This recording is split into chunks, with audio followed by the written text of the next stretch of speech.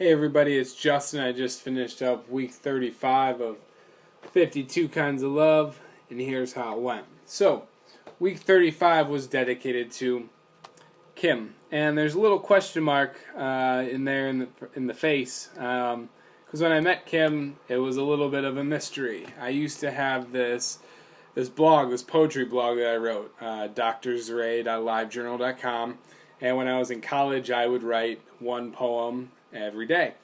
And it seemed pretty normal for most of the time. It was a way to document all my writing. It was a way for other people to hold me accountable, kind of how this whole 52 Kinds of Love thing is. That every day, hopefully I would write a poem by midnight, or pretty close to it. And one day in June of 2006, this anonymous person left a comment as a poem to one of my poems. And it started this thread of comments that lasted just about a month. I was trying to find the exact date, but yeah, literally I think a day and a month. And this person ended up being Kim. And really had no idea who she was, where she was. She was somewhere in Ohio, somehow stumbled upon my blog and had felt some sort of impact. Earthquake connections, rumblings afterwards is kind of how we talked about it in the poems. And I think it was about a full year later, around my birthday, I received a package in the mail, and I still have pretty much most of what was in that package. The main thing being this little spiral call and response. And I'm just going to read a tiny little part of this as to how this kind of connected. It says, "Yes, Justin, I've read every one of your poems. Some I've read twice. Some I've read over and over in any attempt to commit them to memory. Did you ever dream that your words could cause so much havoc or touch strangers to their very core? Or did you always believe, even when you doubted yourself, that your words had meaning or a greater purpose? Did you always feel compelled to write? Pushed by some unseen force to bare your soul to the world?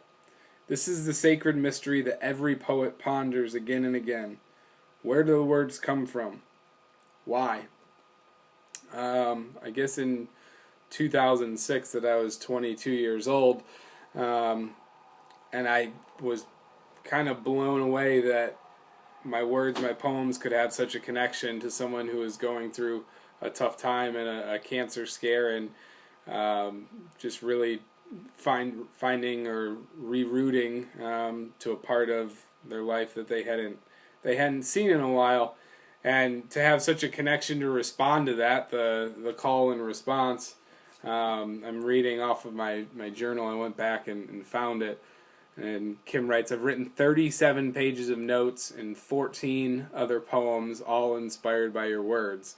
I really didn't know at 22 that I was doing anything good even. I mean, I just graduated from college, and I mean, I had a minor in English or poetry. My major was math. I had no idea I was going to become a teacher. That was actually the summer I just graduated, so I hadn't even decided to take teaching classes at the time. And, excuse me, I just had no idea that that kind of impact could have come across. And it was a mystery, for about a year, until I received this journal that kind of explained everything. I had no idea. It was just an interesting month, I guess, that luckily resurfaced, and we became pen pals after that. And I have every letter that Kim's ever written in this box. I don't even know if I can show how much is really in there, because it's not even all of it. I have another stack on the ground here, but everything is just so articulate and detailed and put in with such thought, and quotes by other authors that connect to perspectives on the world and how to live life, and the struggles of growing up, and mortality, and all kinds of stuff. And Kim had been going through some tough stuff herself, and she writes zines, and she decided she was going to send me her zine to kind of explain some of that. So I read her zine this week after she mailed it to me. Yeah, it's it's just nuts how people can connect and how things change in your life and where you find meaning.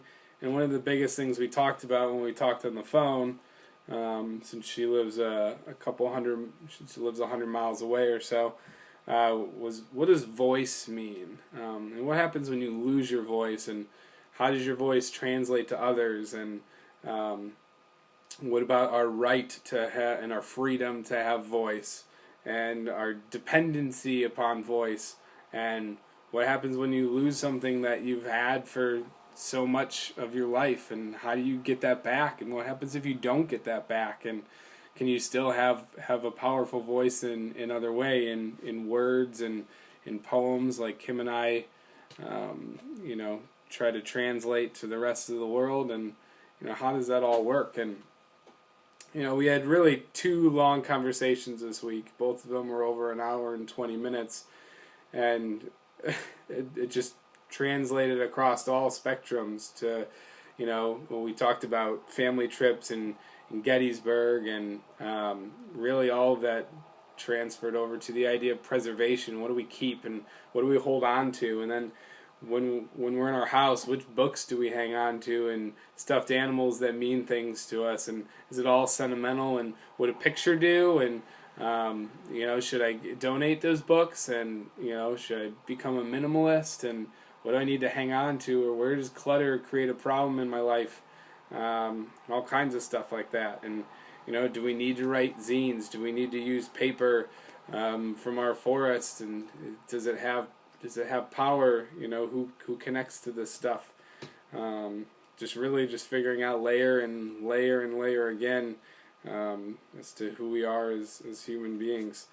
Talked a little bit about bucket lists and traveling, and thinking of taking a trip over Christmas this December. And should I do that? Is that different? Is that not right to do, to skip Christmas, to take an experience instead? Will I be changing what the holidays mean as I grow older? Will I be rewriting a definition of family?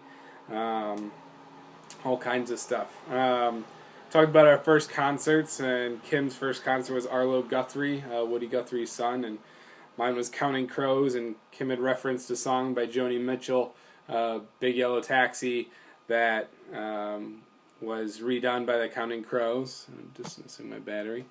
So we talked about that kind of stuff. We talked about meeting up for the first time since that was 2006, and it's 2014, and we haven't done that, and should that be a possibility? And if everything has been pen pals and letters, would that look different if we change that? I don't know.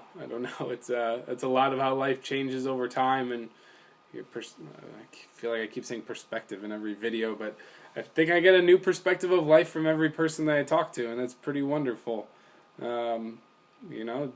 Change definitely happens, and we lose things that we expect to have the whole time, and then we appreciate them in a different manner afterwards, and then maybe we fight to get them back, and maybe we don't care that we've lost those, or maybe we come to a reality and understanding that we can't have those anymore. So, who knows? All I'm glad is that this friendship with Kim has spanned, close to a decade, and has been more than just words. It's a way that we connect to people, invisible versus lyrically versus spiritually.